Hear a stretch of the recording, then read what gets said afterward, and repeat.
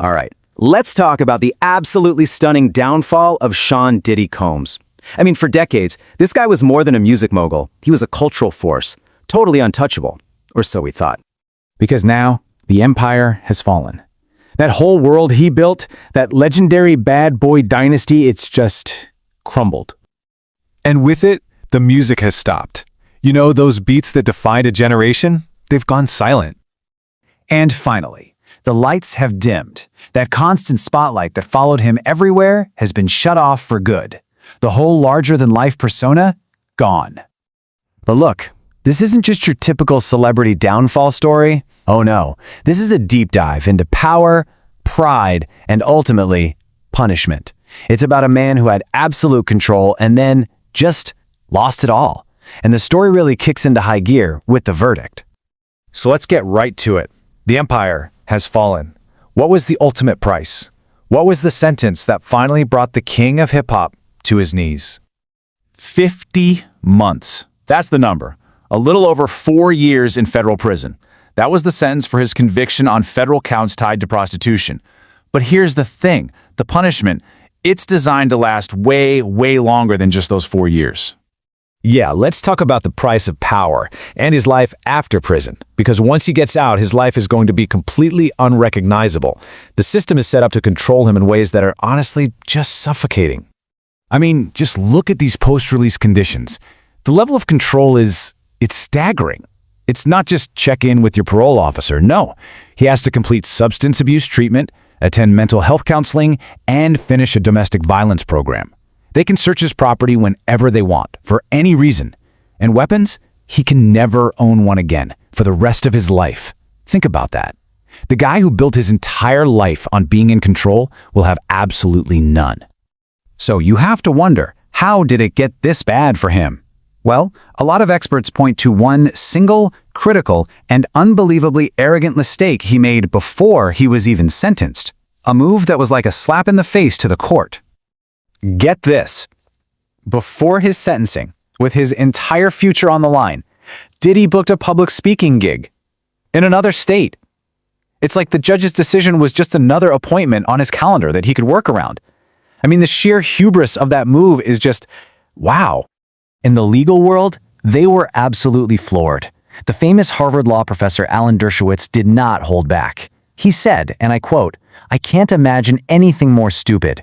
He called it a slap in the face to the judge and basically said Diddy was being stupid and arrogant. In one single move, he might have torched any chance of getting sympathy from the one person who mattered.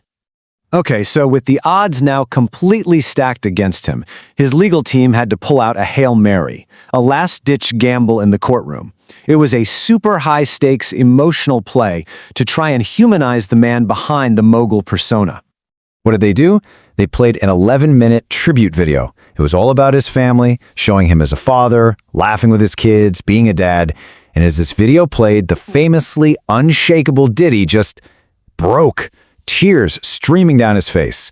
It was the first time anyone had seen that kind of raw emotion from him in a long, long time. But here's why that was such a huge risk. According to Robert Shapiro, you know, the guy from the O.J. Simpson defense team, this kind of thing is a total gamble. Sure, the upside is it might make you look human, but the downside? The judge might see it as a performance, just an act to get sympathy. It invites them to question if it's even real. And in this case, it seems like the gamble just didn't pay off. So where does that leave him? Well, his story is now entering a brand new chapter, prison. His lawyers are pushing for him to go to a specific low-security joint, FCI Fort Dix. But here's the twist. This place represents two completely different paths for him. Redemption or ruin. So here are the two faces of FCI Fort Dix. On one hand, there's the smart legal plan. The prison has a special drug abuse program called RDAP. If he completes it, he could get up to a year knocked off his sentence. That's huge. But then there's the warning. A former inmate, Joe Judicious, paints a terrifying picture of the place, talking about random, brutal stabbings and just unpredictable violence. So yeah, there's a path to getting out early, but it's a path filled with some very real danger. And you know, the irony here is it's almost poetic. The man who built an entire empire on being in control has absolutely none left. For his entire career, he controlled the music, the narrative, the image. And now, someone else decides when he wakes up, when he eats, where he sleeps. Every last detail is out of his hands. So that leaves us with the big question, right? What happens now? Will the man who built Bad Boy become just another story of downfall and disgrace? Is this his chance to actually face his demons? Or is it just the sad final chapter for a guy whose pride was just too big? Because when you boil it all down, it wasn't the media, it wasn't the courts that did this. It was his own choices. This whole massive, epic downfall comes down to one simple, powerful word. The one thing he seemed to avoid his entire life: accountability.